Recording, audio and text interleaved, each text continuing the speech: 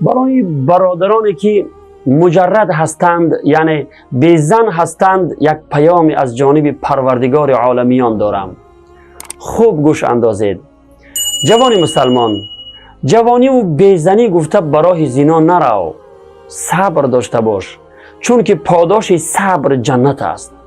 پاکدامنی اختیار کن تا خداوند تو را همسر پاکدامن نصیب فرماید. متاسفانه امروزها بسیار از جوانان جوانی و بیزنی گفته به زنا دست میزنند. آنها از جهت کمبودی های زندگی فکر میکنند که به این قریبی ها زن گرفته نمیتوانند و خود را تسلی داده میگویند که بعد توبه کرده از گناه باز میگردم. پناه به خداوند.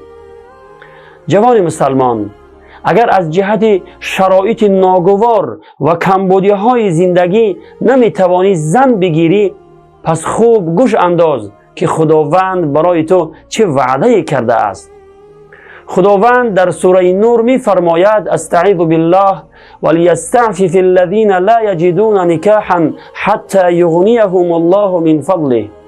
یعنی و کسانی که اسباب و امکانات ازدواج نمییابند، یعنی از جهت کمبودی های زندگی نمیتوانند زن بگیرند، باید پاکدامنی پیشه کنند تا خداوند آنان را از فضل خود بی‌نیاز گرداند.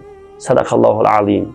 در این آیت خداوند برای جوانان بیزنی که از جهت کمبودی های زندگی نمیتوانند زن بگیرند وعده کرده است که آنها را بی‌نیاز میگرداند. یعنی اگر آنها پاکدامنی اختیار کرده برای زنا نروند، خداوند به آنها همسران پاکدامن نصیب میفرماید و مشکلاتشان را برطرف کرده در مالشان برکت عطا میفرماید که توان نان و نفقه و مهر همسرانشان را داده می توانند. پس ای جوان مسلمان، صبر داشته باش و انتظار وعده خداوند باش. و السلام علیکم و رحمت الله و برکاته.